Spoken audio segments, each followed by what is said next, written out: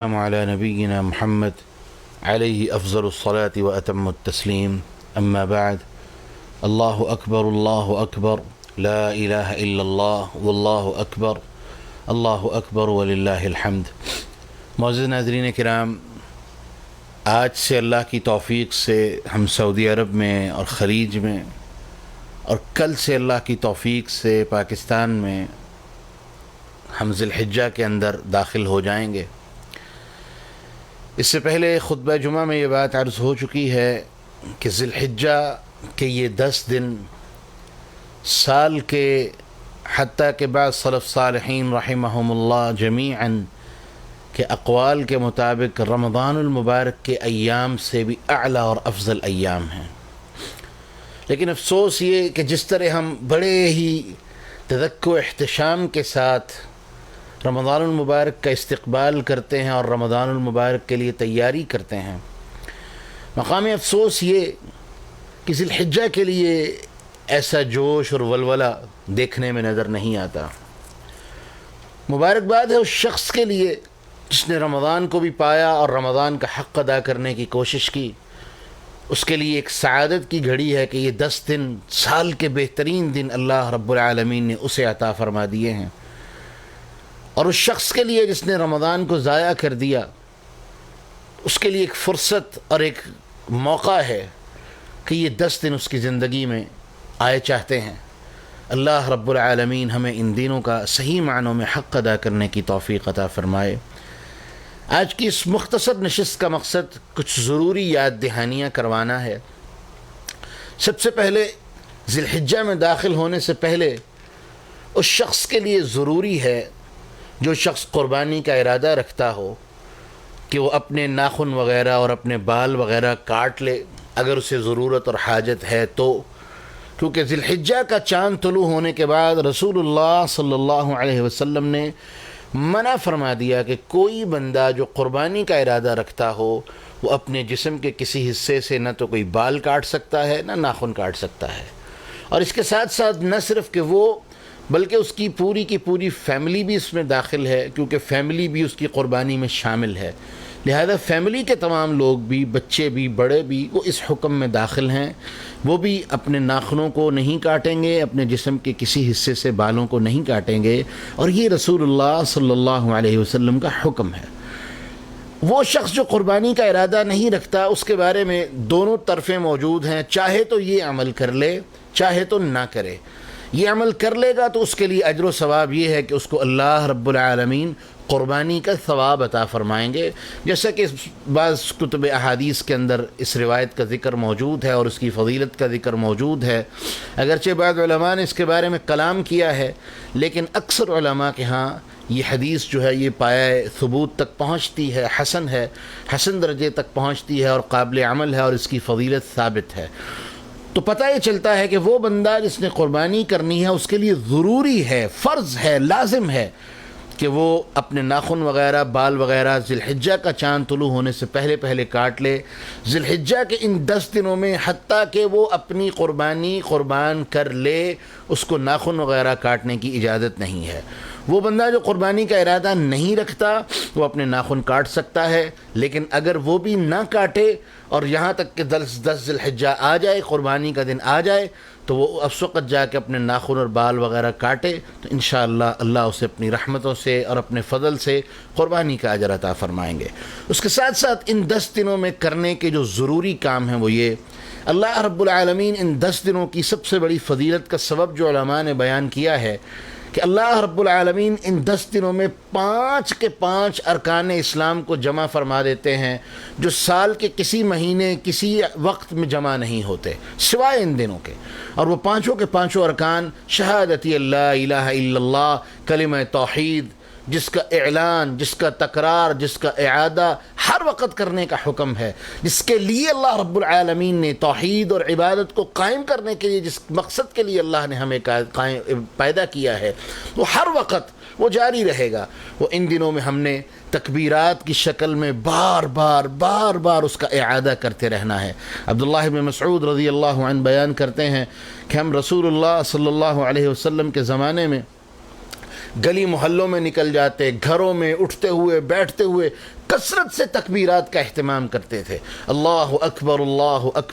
لا الہ الا اللہ واللہ اکبر اللہ اکبر وللہ الحمد. کثرت کے ساتھ اس کا اہتمام کیجئے. اور رسول اللہ صلی اللہ علیہ وسلم ذی الحجہ کا چاند طلوع ہوتے ہی بآواز بلند اونچی آواز کے ساتھ تکبیرات کا اہتمام فرماتے، یہاں تک کہ 9 ذی الحجہ سے لے کے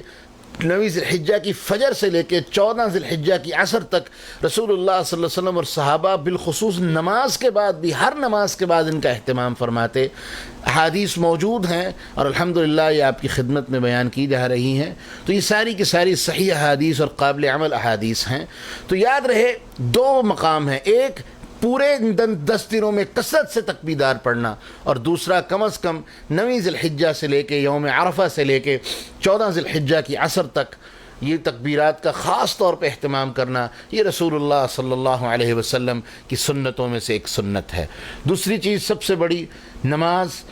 اور اس کے ساتھ ساتھ سنن الرواتبہ، نوافل، ان کا اہتمام خاص طور پہ ان دنوں میں. جیسا میں نے عرض کیا کہ رسول اللہ صلی اللہ علیہ وسلم کی حدیث ہے کہ کوئی بھی عمل انسان جو ان دنوں میں کرتا ہے، کوئی بھی عمل جو انسان ان دنوں میں کرتا ہے، عام دنوں میں اگر کوئی بندہ جہاد بھی کرتا ہے تو ان دنوں میں کسی بندے کا معمولی سا عمل عام دنوں میں کسی بندے کے جہاد جیسے عمل سے بھی بڑا اور افضل اور اعلیٰ عمل اللہ رب العالمین کے ہاں ہوتا ہے.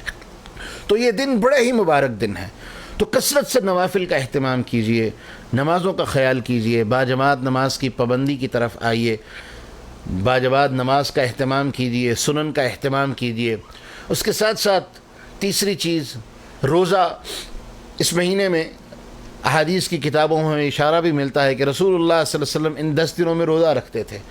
دوسری حدیث میں ہمیں یہ ذکر بھی ملتا ہے کہ آپ خاص طور پہ یوم عرفہ کے روزے کا اہتمام کرتے تھے. اگر کوئی 10 کے 10 دن روزہ رکھ لیتا ہے، 9 دن بنتے ہیں، 10واں دن تو عید کا دن ہوگا، اس دن تو روزہ نہیں رکھا جا سکتا، یہ 9 روزوں کا اہتمام کر لیتا ہے تو یقیناً اس کا روزہ اللہ رب العالمین کے ہاں اس کے لیے بہت ہی بڑے اجر و ثواب کا باعث بنے گا انشاءاللہ. اور دوسرا، اگر وہ سارے روزے نہ رکھ سکتا ہو تو خاص طور پہ ایک روزہ، عرفات کا روزہ، یوم عرفہ کا روزہ ضرور رکھے. یوم عرفہ کے بارے میں ہمیشہ امت میں اختلاف رہا ہے کہ یوم عرفہ یہاں سعودی عرب میں جب حجاج عرفات کے میدان میں جمع ہوتے ہیں وہ دن مراد ہے، یا اپنے اپنے ملکوں میں تاریخ کے اعتبار سے 9 ذی الحجہ مراد ہے. تو احتیاط کا موقف یہی ہے، یہاں کے حساب سے بھی رکھ لیا جائے، اپنے اپنے ملکوں کے حساب سے بھی رکھ لیا جائے، تاکہ کسی طرح سے ہم اجر و ثواب سے محروم نہ رہ جائیں. کیونکہ خیر دونوں طرح سے خیر موجود ہے. اگر آپ خالصتاً 9 کا ہی روزہ رکھتے ہیں جو آپ کے ہاں ہے تو انشاءاللہ آپ 9 ذی الحجہ کا ہی روزہ رکھ رہے ہیں جس کے رکھنے کا حکم ہے. لیکن اگر احتیاط کے پہلو میں رہتے ہوئے شک سے بچنے کے لیے، اپنے دل کو کسی ملال سے بچانے کے لیے اگر ہم دونوں روزوں کا اہتمام کر لیں تو یہ بہت ہی بہترین اور احوج اور اعلیٰ عمل ہے. تو دونوں روزے رکھے جا سکتے ہیں اور اس کا اجر و ثواب اللہ کے رسول نے فرمایا، میں اللہ سے اس بات کا یقین رکھتا ہوں کہ اللہ اس ایک روزے کی وجہ سے 1 سال کے پچھلے اور 1 سال کے آئندہ گناہوں کو معاف فرما دیں گے. اتنا بڑا اجر و ثواب صرف ایک روزے گا. تو آپ اندازہ کیجئے باقی اگر کوئی 8 دن 9 دن مسلسل روزے رکھتا ہے تو اللہ رب العالمین کے ہاں اس کا کتنا اجر و مقام ہوگا. تیسری چیز جو اس ضمن میں، صدقہ و خیرات کثرت کے ساتھ اس مہینے میں کیجئے، ان دنوں میں کیجئے. جس طرح رمضان المبارک میں صدقہ و خیرات کرنے کی بہت زیادہ فضیلت آئی ہے، بہت زیادہ اجر و ثواب بڑھ جاتا ہے، اسی طرح ان 10 دنوں کی فضیلت جب آپ ذہن میں رکھ لیں گے کہ یہ رمضان کے دنوں سے بھی اعلیٰ دن ہیں تو یقین، اور ان دنوں میں معمولی سا کیا جانے والا عمل بھی عام دنوں کے جہاد جیسے عمل سے بھی اعلیٰ اور افضل ہے. تو صدقہ و خیرات کثرت سے کریں، کثرت سے اللہ کے راستے میں خرچ کریں. غرباء، مساکین، کرونا کی وجہ سے کئی ایسے سفید پوش آپ کے ارد گرد موجود ہیں جن کے پاس کھانے تک کے لیے نہیں، ان پر خرچ کیجئے، وہ آپ کے خرچ کرنے کے منتظر ہیں. اور اس کے ساتھ ساتھ چوتھی چیز، سب سے 5ویں اور آخری چیز اور سب سے بڑی چیز، وہ ہے حج.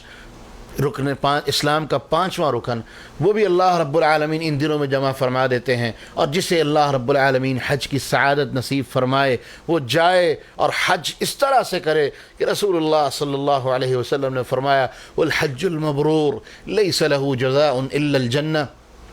وہ حج جو اللہ کی بارگاہ میں مقبول اور منظور ہو جائے، اس حج کی جزا تو سوائے جنت کے اور کچھ ہے ہی نہیں ہے. تو پتہ چلتا ہے کہ ان دنوں میں جو کرنے کے اعمال ہیں وہ یہ کہ ہم نمازوں کے ساتھ ساتھ نماز پنجگانہ اور باجماعت ان کی پابندی کے ساتھ ساتھ کثرت سے نوافل کا اہتمام کریں، صدقہ و خیرات کریں، روزے کا اہتمام کریں، تکبیرات کثرت سے پڑھیں، اللہ کے راستے میں جو ہو سکے خرچ کریں۔ قرآن مجید کی تلاوت سلف صالحین سے ملتا ہے کہ وہ ان دنوں میں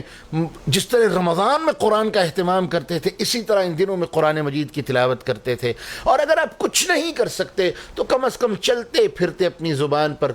کوئی نہ کوئی ذکر اپنی زبان پر جاری رکھیں، اور اگر ہو سکے تو تکبیرات پڑھتے رہیں، کیونکہ یہ اللہ کے رسول صلی اللہ علیہ وسلم کی سنت ہے۔ اور اس کے ساتھ ساتھ آخری دن جو 10واں دن ہوگا، ان 10 دنوں کا آخری سب سے بہترین دن جس دن ہم قربانی کریں گے، وہ قربانی کے کچھ مسائل اور معاملات وہ اللہ نے توفیق دی تو ایک الگ نشست میں بیان ہوں گے۔ تو آج کی اس ویڈیو کا مقصد صرف آپ لوگوں کو یاد دہانی کروانا تھا کہ ذی الحجہ میں داخل ہونے سے پہلے ہم نے جو اعمال کرنے ہیں وہ مکمل کر لیں، اور اس کے بعد ان 10 دنوں کا صحیح معنوں میں ہم فائدہ اٹھا سکیں، تذکیر ہو جائے، یاد دہانی ہو جائے کہ ہم نے کیا کیا اعمال کرنے ہیں۔ تو یہ بالکل مختصر دن ہیں۔ رمضان کے بارے میں اللہ قرآن میں کہتے ہیں ایام معدودات، یہ گنتی کے چند دن ہیں، اور وہ 30 دن تھے، یہ صرف 10 دن ہیں۔ ان کو غنیمت جانیے اور اپنے ہر موقع کو، ہر لمحے کو، ہر گھڑی کو ضائع ہونے سے بچائیے۔ جس قدر ممکن ہو سکے اپنے آپ کو